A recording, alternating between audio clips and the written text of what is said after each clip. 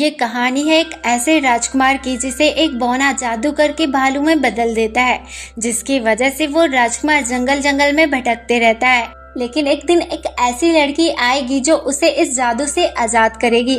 आज हम इसी शानदार मूवी को एक्सप्लेन करने वाले हैं। So hello everyone, Kanchan here, let's begin the story. कहानी की शुरुआत एक फॉरबिडन फॉरेस्ट को दिखाते हुए होती है, जहाँ की प्राकृतिक सुंदरता अद्भुत और अविस्मरणीय है।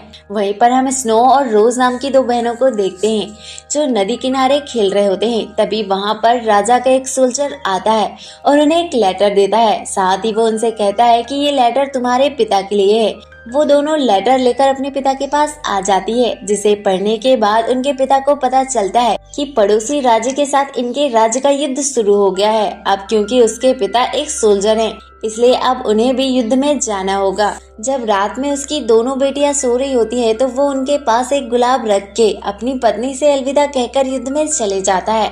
ऐसे ही 15 साल बीत जाते हैं, लेकिन उसके फादर अभी तक युद्ध से नहीं लौटे होते हैं। इधर हम स्नो और रोज को देखते हैं जो इन 15 सालों में बड़े हो जाते हैं, जहाँ पर दोनों ही गुलाब से इत्र बनाया करते थे और उन्होंने इस प्रोफेशन को अपनी मॉम से सीखा होता है। वो अलग अलग प्रकार से बड़े ही सुगंधित इत्र बनाया करते थे, जिन्हें बेचने के लिए उनकी मॉम मार्केट जाया करती थी। एक दिन जब उनकी मॉम मार्केट से वापस आती है तो बताती है कि राज के लोगों के पास खाने के लिए दाने नहीं है, तो वो हमारा इत्र कैसे खरीदेंगे। असल में उस युद्ध के बाद इस राज्य में गरीबी आ चुकी थी, जिस पर स्नो और रोज अपनी मॉम से कहते हैं कि कल से हम खुद ही मार्केट जाएंगे और वहाँ जाकर इत्र बेचेंगे। वहीं पर उनकी मॉम ऐसा नहीं चाहती, लेकिन अपनी बेटियों की जिद के आगे वो मान जाती है।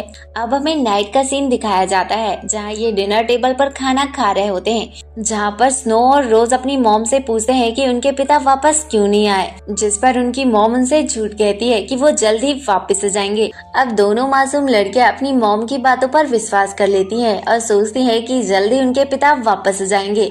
साथ ही वो अपनी मॉम से पूछते हैं कि हम इस जंगल में क्यों रहते हैं, हमने अपना घर शहर पर क्यों नहीं बनाया है। जिस पर उनकी मॉम उन्हें बताती है कि कई साल पहले यहाँ एक गुफा हुआ करती थी, जहाँ पर दुष्ट बौने रहा करते थे, जिन्हें जादू करना भी आता था और वो अपनी जादुई शक्तियों से लोगों को परेशान करते थे। साथ ही उनकी सारी धनराशि लूटकर अपने साथ ले जाते थे। इसी वजह से तुम्हारे पिता ने उन बोनों को हराकर यहाँ से भगा दिया, जिसके बाद हमने इस गुफा के पास ही अपना घर बनाया ताकि वो बोने इस गुफा में ना रह सके। और साथ ही घर के आसपास बहुत सारे गुलाब के पौधे लगा दिए, क्योंकि इन गुलाब के पौधों की वजह से उन बोनों का जादू काम नहीं करता था। दूसरी तरफ जंगल के बहुत दूर कुछ बोनों को दिखाया जाता है जो खुले आसमान के नीचे रहा करते थे, जहाँ बोनों का लीडर अपने साथियों से कहता है कि पहले हम गुफा में रहा करते थे और साथ ही खजाना इकट्ठा किया करते थे, लेकिन अब तो हमसे गुफा भी छीन गई है और साथ ही हमें कोई खजाना भी नहीं मिल रहा है। कब तक हम ऐसे शर्मनाक जिंदगी जिएंगे। जिस पर एक बौना कहता है कि हमने सारी कोशिशें कर ली है, लेकिन हमें कोई भी रास्ता नहीं मिल रहा है। जिस पर बोनों का लीडर उन्हें ताने देते हुए कहता है कि मैं जानता हूँ कि तुम सब अब आलसी हो गए हो, इसलिए बोनों का लीडर कहता है कि अब मैं उस गुफा को ढूंढने और खजाना लेने खुद ही जाऊंगा। जिसके बाद वो चलते चलते आगे निकल जाता है, जहाँ वो बहुत सारे जंगलों को पार करके उसी जंगल में आ जाता है जहाँ पर स्नो व्हाइट, रोज और उसकी मॉम रहा करती थी। जब बोनों का लीडर वहाँ पहुँचता है तो उसे वो गुफा दिख जाती है जिसमें वो पहले कभी रहा करते थे। साथ ही साथ उसे राजा का महल भी दिखाई देता है। इसलिए बोनों का लीडर एक प्लानिंग करता है कि वो किस तरह से राजा के महल से सोना चुरा कर इस गुफा में छुपाएगा और अपनी बाकी की जिंदगी ऐसे गुजारेगा। अब हमें अगले दिन का सीन दिखाया जाता है, जहाँ स्नो व्हाइट और रोज डेली की तरह मार्केट जाते हैं ताकि वो गुलाब का इत्र बेच सके। दूसरी तरफ हम राजकुमार इवान को देखते हैं जो अपने राज की ऐसी कंडीशन देखकर काफी ज्यादा परेशान होता है और सीधे अपने पिता के पास पहुंच जाता है, जो कि यहाँ के राजा होते हैं। उनसे कहता है कि हमारे राज्य की इकोनॉमिक क्रैश हो गई है, हमें हमारी प्रजा की मदद करनी चाहिए, क्योंकि जब से युद्ध खत्म हुआ है हमारे राज्य में भूखमरी और गरीबी छा गई है। यहाँ तक लोगों के पास खाने के लिए दाने तक नहीं है। तभी राजा अपने मंत्री से पूछते हैं कि क्या ये बात सच है, जिस पर मंत्री उनसे कहता है कि हाँ, ये बिल्कुल सच है। तभी राजकुमार इवान अपने पिता से कहता है कि अगर इतने मुश्किल वक्त में हमने अपने लोगों की मदद नहीं की तो उनका हम पर से भरोसा उठ जाएगा, और राजा होने के नाते आपका ये फर्ज बनता है कि आपको लोगों की मदद करनी चाहिए। जिस पर उसके पिता उससे सहमत होते हैं। अगले सीन में हमें मार्केट का सीन दिखाया जाता है, जहां हम स्नो वाइट और रोज को देखते हैं जो अपने इत्र की शीशियां बेच रही होती है और अब उनके पास सिर्फ आखिरी इत्र की बोतल ही बची होती है। लेकिन जैसा कि हम जानते हैं कि राज्य में गरीबी और भुखमरी फैल रही है, इसी वजह से उनकी आखिरी बची हुई बोतल कोई भी नहीं खरीद रहा होता है। तभी उनके सामने एक लड़का आता है जिसे गुलाब का इत्र काफी ज्यादा पसंद होता है। जब वो दोनों से इत्र की बोतल की कीमत पूछता है तो उसके पास इतने पैसे नहीं होते हैं, इसलिए वो वैसे ही वापस जाने लगता है। तभी हमारी रोज का दिल पिघल जाता है और वो उसे इत्र की बोतल फ्री में ही दे देती है। इत्र की बोतल पाकर वो लड़का काफी ज्यादा खुश होता है। इसी दौरान वहाँ पर राजकुमार इवान आ जाते हैं, जो प्रजाजनों के सामने ऐलान करते हैं कि राज को उसके धन से आप लोगों की मदद की जाएगी। आपको धन वितरित किया जाएगा जिससे आप खाने पीने की चीजें खरीद सकते हैं। इधर स्नो वाइट और रोज राजकुमार के व्यवहार से काफी ज्यादा इम्प्रेस होती है और मन ही मन में सोचती है कि राजकुमार इवान कितने ज्यादा दयालु और दरिया दिल है। इसी दौरान हम बोनो के लीडर को देखते हैं जो वहाँ पर भेष बदल कर आ जाता है। जब वो राजकुमार इवान के घोड़े के सामने से गुजरता है तो घोड़ा हिनहिनाने लगता है। तभी वहाँ पर स्नो वाइट आ जाती है और उस घोड़े के ऊपर हाथ फेरती है, जिसकी वजह से वो घोड़ा पूरी तरह से शांत हो जाता है। ये देखकर राजकुमार इवान स्नो वाइट से इम्प्रेस हो जाता है और उससे पूछता है कि तुमने ये सब कुछ कैसे किया। जिस पर स्नो वाइट कहती है कि मुझे बचपन से ही जानवर पसंद है, मैं हमेशा से उनके साथ घुल मिल कर रहा करती हूँ, इसलिए मुझे पता है कि जानवरों को कैसे कंट्रोल किया जाता है। इतना कुछ सुनने के बाद राजकुमार इवान स्नो वाइट से इम्प्रेस हो जाता है और उसे डांस के लिए पूछता है, जिसके बाद ये दोनों डांस करने लगते हैं। तरफ हम बोनो के लीडर को देखते हैं जो भेष बदलकर राजा के पास पहुंच जाता है और राजा से कहता है कि मैं जानता हूं कि आपके राज्य की समस्या क्या है और साथ ही मैं ये भी जानता हूं कि मैं इसे ठीक कर सकता हूं। जिसके बाद वो राजा से कहता है कि मैं आपके पड़ोसी राज्य का बहुत बड़ा व्यापारी हूं और मेरे पास एक ऐसी स्किल है जिससे मैं आपके पूरे खजाने को 3 गुना कर सकता हूँ। ये सुनकर राजा भी बहुत ज्यादा खुश हो जाते हैं और बोनो का लीडर जो कि व्यापारी के भेष में आया होता है उसे खजाने वाले कक्ष में ले जाते हैं, जहां बोना राजा से कहता है कि आपके पास तो थोड़ा ही धन बचा हुआ है, मैं इसे जल्दी से 3 गुना कर दूंगा। खुशी के मारे राजा उस कक्ष से बाहर आते हैं और अपने बेटे को बुलाने लगते हैं। इधर राजकुमार इवान जैसे ही अपने पिता की आवाज सुनते हैं वो तुरंत ही महल में चले जाते हैं। दूसरी तरफ हम बोनो के लीडर को देखते हैं जो अपने असली रूप में आ जाता है और जितना भी उस कक्ष में खजाना होता है उसे एक पोटली में बांधकर वहां से निकल जाता है। इधर हम राजा को देखते हैं जो अपने बेटे इवान को बताता है कि आज हमारे किंगडम में एक ऐसा जादुई व्यापारी आया है जो हमारे खजाने को 3 गुना बढ़ा देगा। ये सुनकर राजकुमार इवान भी हैरान हो जाते हैं और फिर से वो खजाने वाले रूम में आ जाते हैं। जब वो वहाँ देखते हैं तो उनके पैरों तले जमीन खिसक जाती है, क्योंकि वहाँ ना कोई व्यापारी होता है और ना ही इनका खजाना। असल में वो बोनो का लीडर इनका सारा खजाना चुरा कर भाग चुका होता है। साथ ही वो अपना एक स्केच भी छोड़ जाता है, जिसे देखकर राजकुमार इवान समझ जाते हैं कि ये काम उस बोने का है। वो अपने पिता से कहते हैं कि आप चिंता मत कीजिए, वो बोना अभी ज्यादा दूर नहीं गया होगा, मैं उसका पीछा करके अपना खजाना वापस ले आऊंगा। ऐसा कहकर राजकुमार इवान घोड़े से जंगल की तरफ निकल जाते हैं। दूसरी तरफ हम बोनो के लीडर को देखते हैं जो जल्दी जल्दी खजाना लेकर भाग रहा होता है। इधर हम राजकुमार इवान को देखते हैं जो बोनो के लीडर के पास पहुंच जाता है और उससे अपना सारा खजाना वापस ले लेता है। लेकिन उसी टाइम बोनो का लीडर अपनी लंबी दाढ़ी को सहलाता है, जिससे राजकुमार एक भालू में बदल जाता है, जिसके बाद वो राजकुमार से अपनी खजाने वाली पोटली छीन लेता है। दूसरी तरफ हम स्नो वाइट और रोज को देखते हैं जो इन सारी घटनाओं से अनजान होती है और इत्र बेचकर अपने घर की तरफ आ जाती हैं। इधर हम बोनो के लीडर को देखते हैं जो स्नो वाइट और रोज के घर आ जाता है, जहां घर पर उनकी मॉम होती है। वो उनकी मॉम से कहता है कि मुझे कुछ सिक्कों के बदले तुम्हारा घर और ये जगह चाहिए, जिस पर स्नो वाइट और रोज की मॉम साफ शब्दों में मना कर देती है। इसी वजह से बोनो के लीडर को बहुत ज्यादा गुस्सा आ जाता है और फिर से वो अपनी दाढ़ी सहलाने लगता है ताकि वो स्नो वाइट और रोज की मॉम को मेढक में बदल सके।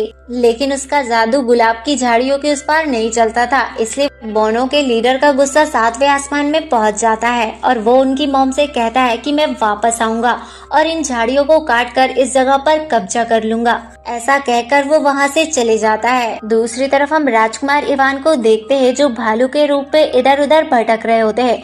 उन्हें कुछ भी समझ नहीं आ रहा होता है कि आखिर वो करे तो क्या करे। दूसरी तरफ हम स्नो वाइट और रोज को देखते हैं जो राजकुमार इवान का इंतजार करते हैं, क्योंकि स्नो वाइट को राजकुमार इवान ने मिलने का प्रॉमिस किया होता है। अब हमें अगले दिन का सीन दिखाया जाता है जहां दोनों बहनें बाजार से इत्र बेचकर लौट रही होती हैं। तभी जंगल में उन्हें चीखने की आवाज सुनाई देती है। चीख सुनकर दोनों बहनें उसी आवाज का पीछा करती हैं। जब वो वहां पहुंचती है तो देखती है कि बोने की लंबी दाढ़ी एक पेड़ में फंस चुकी है। इसी वजह से वो बोना दर्द से करारा होता है, इसलिए वो बोना इनसे मदद की गुहार लगाता है।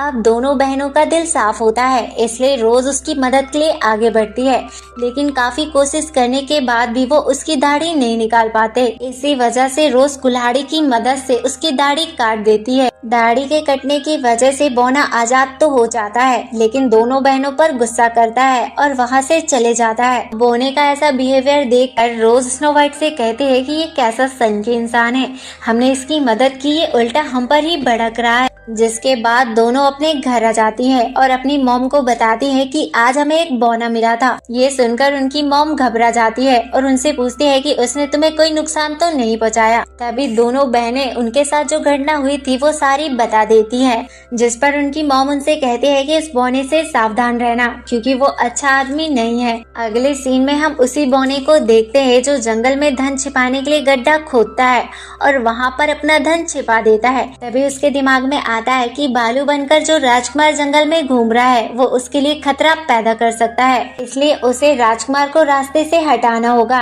इसलिए वो भेष बदलकर फिर से राजा के पास पहुंच जाता है और राजा से कहता है कि मैंने एक बौने को जादू से भालू के रूप में बदलते हुए देखा था।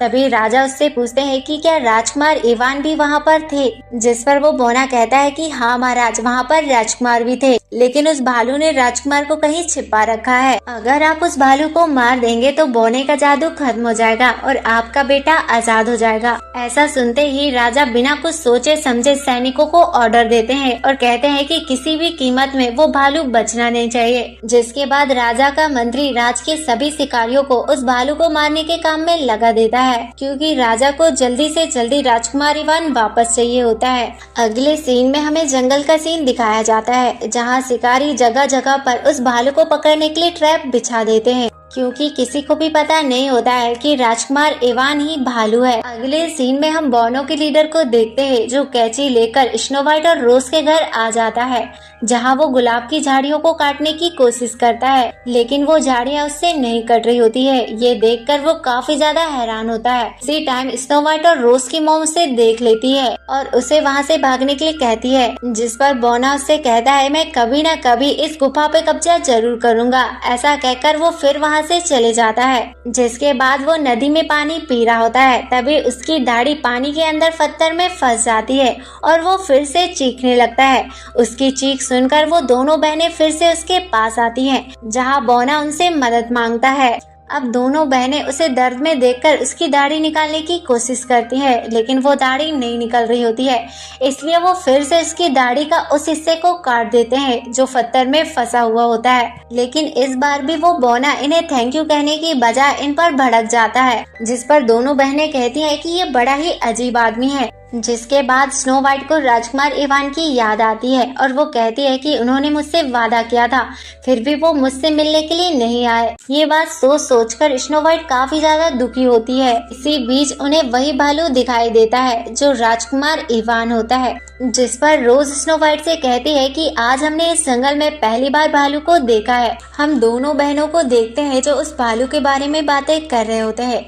इधर हम राजा के मंत्री को देखते हैं जो राजा के पास आकर बताता है कि हमने पूरा जंगल छान मारा, लेकिन वो भालू हमें कहीं भी नहीं मिला। जिस पर राजा अपने मंत्री को सख्त आदेश देता है कि मुझे किसी भी कीमत में वो भालू चाहिए, चाहे इसके लिए तुम्हें जमीन आसमान एक क्यों न करना पड़े। इसलिए राजा का मंत्री राजा के आदेश का पालन करता है और फिर से जंगल की तरफ रवाना हो जाते हैं। अगले सीन में हमें उसी बौने को दिखाया जाता है जिसकी दाढ़ी इस बार बहुत बड़े पत्थर के नीचे फंस जाती है, जिसे निकालने के लिए वो अपनी पूरी जान लगा देता है, लेकिन उसकी दाढ़ी नहीं निकलती। इधर रास्ते में स्नो वाइट और रोज अपने घर लौट रहे होते हैं। जब वो बौने को इस हाल में देखते हैं तो उसके पास जाते हैं। तभी वो बौना फिर से उनसे मदद मांगता है। इधर हम रोज को देखते हैं जो फिर से उसकी फंसी हुई दाढ़ी को काट देती है। इसी वजह से वो बौना आजाद हो जाता है, लेकिन इस तरह करते करते उसकी दाढ़ी काफी ज्यादा छोटी हो जाती है। इसी वजह से वो दोनों पर भड़क जाता है और फिर से उन्हें डांटते हुए कहता है कि मैं तुम्हें छोड़ूंगा नहीं। वहीं हम दोनों बहनों को देखते हैं जो जंगल में जितने भी ट्रैप उस भालू को पकड़ने के लिए लगाए गए होते हैं वो सारे ट्रैप निकाल कर अपने घर ले आते हैं, जहां वो अपनी मॉम को बताते हैं कि जंगल में राजा के शिकारी उस भालू को मारने के लिए आए हैं, लेकिन वो भालू बहुत ही मासूम और बेबस है, इसलिए हमने सारे ट्रैप निकाल कर घर ले आए हैं। जिस पर उनकी माँ भी उनसे खुश होती है और कहती है कि तुमने एक अच्छा काम किया है। जिसके बाद दोनों बहनें अपनी मॉम को बताती है कि आज हमने फिर से उस बौने की मदद की थी जिसकी दाढ़ी एक बड़े से पत्थर के नीचे फंस गई थी, इसलिए हमें उसकी दाढ़ी को काटना पड़ा। लेकिन पता नहीं क्यों हर बार वो बौना हम पर गुस्सा हो जाता है। जिस पर उनकी मॉम बताती है कि जितने भी बौने होते हैं उनका जादू उनकी दाढ़ी में ही होता है, जितनी लंबी उनकी दाढ़ी होती है उनका जादू उतना गहरा होता है। दूसरी तरफ जंगल में उन्हीं शिकारियों को देखते हैं जिन्हें वो भालू दिख जाता है। भालू के दिखते ही उस पर तीर से हमला करते हैं। भालू अपनी जान बचाकर भागने लगता है, लेकिन भागते हुए उसका पैर एक ट्रैप में फंस जाता है। लेकिन फिर भी भालू भागते हुए आकर एक बड़े से पत्थर के नीचे छिप जाता है, जिस वजह से भालू शिकारियों से बच जाता है। लेकिन उसका पैर ट्रैप में फंसने की वजह से काफी ज्यादा जख्मी हो जाता है, जिससे भालू को बहुत ज्यादा दर्द होता है। इसी वजह से वो स्नो वाइट और रोज के घर मदद मांगने के लिए आता है और उनके घर पहुंचकर बेहोश हो जाता है। जैसे ही दोनों बहनें भालू को इस हालात में देखती है तो उसे अंदर ले जाकर उसकी मलहम पट्टी करने लगती है। तभी वहाँ पर राजा का मंत्री और वो शिकारी आ जाते हैं और उनकी मॉम से उस भालू के बारे में पूछताछ करने लगते हैं, जिस पर उनकी मॉम उनसे कहती है कि हमने किसी भी भालू को नहीं देखा है। लेकिन राजा का मंत्री स्नो वाइट और रोज की मॉम पर भरोसा नहीं करता और उनके घर की तलाशी लेने लगता है। तलाशी के दौरान वहाँ पर भालू नहीं मिलता। इसी वजह से राजा का मंत्री और शिकारी वहाँ से चले जाते हैं। कुछ दिन ऐसे ही बीत जाते हैं। इधर हम स्नो वाइट को देखते हैं जो अभी भी राजकुमार की यादों में खोई होती है। वहीं पर भालू अब पूरी तरह से ठीक हो जाता है और अब वो स्नो वाइट के साथ डांस करता है। इधर हम उसी बौने को देखते हैं जिसे ये पता चल जाता है कि भालू यानी कि राजकुमार इवान इनके घर पर छिपा हुआ है। इधर हम स्नो वाइट की मॉम को देखते हैं जो स्नो वाइट से कहती है कि अब भालू पूरी तरह से ठीक हो गया है, इसलिए उसे जंगल में छोड़ दो। वहीं पर हम भालू को देखते हैं जो चुपचाप से वहां से चले जाता है। इधर हम बौने को देखते हैं जो फिर से अपना रूप बदलता है और स्नो वाइट और रोज के पास आ जाता है और उनसे कहता है कि मैं दूसरे देश का व्यापारी हूँ, मैंने राजकुमार को देखा है। वहीं पर स्नो वाइट जो हमेशा से राजकुमार इवान को याद करती थी वो उससे कहती है कि मैं राजकुमार से मिलना चाहती हूँ। जिस पर वो बौना कहता है कि मैं तुम्हें एक ही कंडीशन में राजकुमार से मिलवा सकता हूँ, तुम्हें ये सारी गुलाब की झाड़ियाँ काटनी होंगी। इनकी मॉम घर पर नहीं होती है, इसी का फायदा उठाकर वो बौना इनसे वो गुलाब की झाड़ियाँ कटवाना चाहता है। जिस पर रोज कहती है कि ये हमारे पिता ने लगाया है, हम इसे नहीं काट सकते।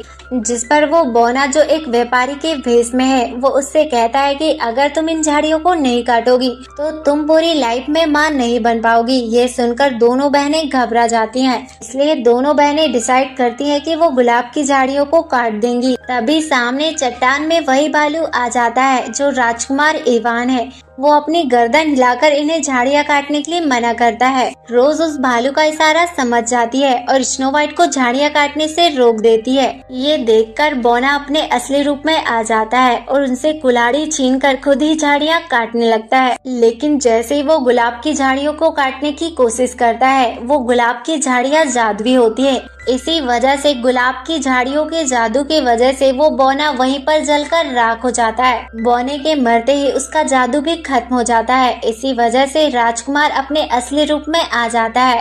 इधर हम राजकुमार इवान को देखते हैं जो स्नो वाइट के पास जाता है और उससे अपने प्यार का इजहार करता है। वहीं पर हम स्नो वाइट को देखते हैं जो खुशी खुशी उसके प्यार को एक्सेप्ट कर लेती है। तब तक उनकी मॉम भी बाजार से वापस आ जाती है, जहाँ पर स्नो वाइट की मॉम उन्हें बताती है कि जब तुम्हारे पिता युद्ध में गए थे तो कुछ महीनों के बाद ही एक लेटर आया था जिसमें लिखा था कि तुम्हारे पिता युद्ध में शहीद हो गए हैं। लेकिन आज तक मैंने तुम्हें ये बात नहीं बताई क्योंकि मैं जानती थी कि तुम्हें इस बात से बहुत ज्यादा दुख होगा। दूसरी तरफ हम राजकुमार इवान और स्नो वाइट को देखते हैं जिनकी शादी हो जाती है। रोज को दूसरे राज के राजकुमार से प्यार हो जाता है और वो उससे शादी करके अपना घर बसा लेती है। दूसरी तरफ हम बोनो के ग्रुप को देखते हैं जो एक पानी के प्याले में ये सारी घटना देख रहे होते हैं और कहते हैं कि जो गलती हमारे लीडर ने की थी वो हम नहीं करेंगे। और इसी सस्पेंस के साथ ये मूवी यहीं पर एंड हो जाती है।